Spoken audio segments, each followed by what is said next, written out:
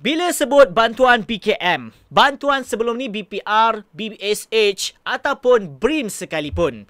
Bila cakap dekat orang ni, alah aku tak pernah dapat lah. Mohon-mohon tak layak. Mohon-mohon disebabkan GKP. Mohon-mohon disebabkan SSM. Ini bagi kroni je lah. Inilah guys, komen-komen daripada netizen yang tak pernah dapat dan tak pernah lulus dari segi permohonan sebelum ni. What's up guys, Assalamualaikum dan salam sejahtera kepada korang semua yang sudi menonton Saja Sembang. Aku Faizuan. So dalam episod ini nak menjelaskan perkara yang membabitkan isu bantuan. Seperti mana yang kalau kita lihat posting ini, Datuk Seri Anwar Ibrahim ada mempengerusikan juga bagi sidang media Perdana Menteri pasca mesyuarat Majlis Tindakan Kos Sara Hidup 2022. Apa yang dibincangkan? Kos sara hidup, isu yang sangat menyeksa golongan miskin.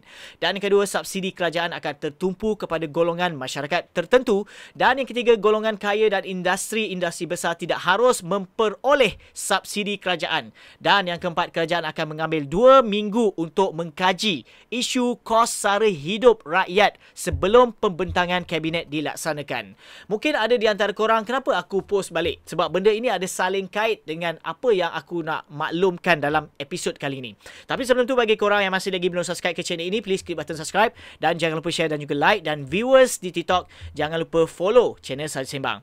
Okey, berikutan dengan statement tadi yang ada aku post, gambar tadi tu. Okey, kalau kita lihat kat sini kan, kali ini bentuk bantuan ini nak diberi kepada golongan yang bersasar. So, faham tak statement yang berkaitan dengan bersasar? Bagi mereka, rakyat Malaysia yang betul-betul terkesan saja. Dia nak highlightkan ini. Sebab apa? Kalau kita ikutkan isu KLSP sebelum ni pun, bila kata KLSP sudahlah kan, buat apa nak keluarkannya. Bila aku komen, alah ini mesti tak ada KLSP. Tak, aku ada KLSP kan. Apa semua. So, masing-masing memang tak ada terkesan pun yang kat luar sana. So, sebab itu KLSP bersasar ini adalah sebanyak 226,996 saja yang register untuk ataupun isi borang tuntutan yang serius, untuk keluarkan apa yang PJR dah lakukan sebelum ini. Itu tolak tepi lah. Itu menunjukkan bersasar itu sebenarnya tak ramai. Walaupun bagaimanapun ada, kalau kita lihat kepada manifesto Pakatan Harapan. Sebab sebelum ini bila aku cakap tadi waktu intro, kan ada kait dengan isu politik lah, isu ni lah kan. Maksudnya aku tak pernah dapat ni, kroni je dapat. Kalau kita ikutkan apa yang dimaklumkan melalui manifesto daripada Pakatan Harapan, jom kita baca. Walaupun ini bukannya akan diambil 100%, kita tidak tahu, tetapi kalau kita lihat dari segi apa yang dimaklumkan dalam manifesto ini, kalau kita rujuk kepada paparan ini, ini membuktikan ini adalah merupakan manifesto, buku harapan membina negara memenuhi harapan lah. Dan kalau kita pergi lihat kepada nombor yang ke-19 ni, aku nak highlightkan, bagi mereka yang pendapatan kurang daripada 2009 adalah terlalu ramai. Dan juga bagi mereka golongan B40, kita tahu adalah penerima bantuan-bantuan yang sedia ada seperti BRIM, BKM dan sebagainya. Tapi malah golongan M40 juga berhadapan dengan cabaran yang tidak kurang hebatnya. Dan juga kalau kita lihat dekat sini, mereka yang layak menerima BRIM akan terus menerima bantuan dan proses pembayaran akan dipastikan bebas daripada diskriminasi ataupun pengaruh politik kepartian. So, benda ini dia tak nak kaitkan dengan kroni-kroni yang aku ada maklumkan lah. Ini yang dimaklumkan. Cumanya, apa yang dia nak maklum kat sini sebenarnya dari segi sasaran itu, pada peringkat awal kalau kita lihat, skim bantuan ini akan memberi keutamaan kepada rakyat berpendapatan paling rendah di kawasan luar bandar, terutamanya di negeri-negeri seperti Kedah, Kelantan dan Sabah serta kawasan-kawasan Felda dan Felkra. Skrim ini akan dipeluas ke seluruh negara secara berperingkat.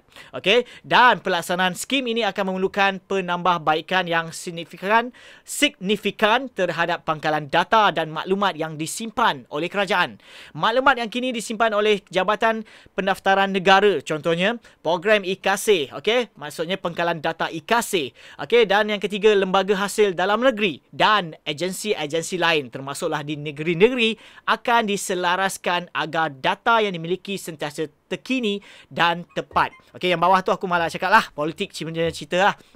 So, dari sini kalau kita lihat, mungkin Okey, mungkin benda ini dari segi semakan itu akan lebih kata detail lagi. Akan perlu diteliti lagi. Dan bagaimana cara untuk nak dikatakan kategori bersasar ni akan dapat manfaatnya. Okey, especially golongan B40, lagi-lagilah golongan M40. Kalau kita rujuk kepada apa yang bakal mereka nak orang kata lihat, okey, dari segi penelitian itu berdasarkan pendaftaran negara, daripada IKASIH, daripada lembaga hasil dalam negeri, khususnya bagi mereka mungkin terkesan dengan tak bekerja dan sebagainya, dan melihat kepada orang kata declaration, okay, every year. Okay, so kat situlah aku rasa pentingnya dan bagusnya tindakan daripada Datuk Seri Anwar Ibrahim untuk menyiasat, okey, dan tengok, lihat sendiri sedalam-dalamnya, okey, bagaimana dan siapakah dan apanya, okey, cara nak lakukan sebenarnya untuk pastikan mereka ini adalah golongan yang dimaksudkan itu, golongan bersasar. Okey, ini adalah satu tindakan yang wajar dan bagus untuk mereka kat luar sana yang kata mungkin kita tak tahu lepas ini tahun hadapan ataupun pembentangan dari segi belanjawan 23, dari segi siasatan dan sebagainya, mungkin lebih telus lagi daripada kerajaan-kerajaan yang lama. Okey, itu saja yang aku dapat kongsikan dalam episod kali ini. Diharap sikit sebanyak memberi info yang terkini daripada channel Saja Sembang. Bagi korang yang masih lagi belum subscribe ke channel ini, please klik button subscribe dan jangan lupa share dan juga like. Aku Faizwan. Assalamualaikum.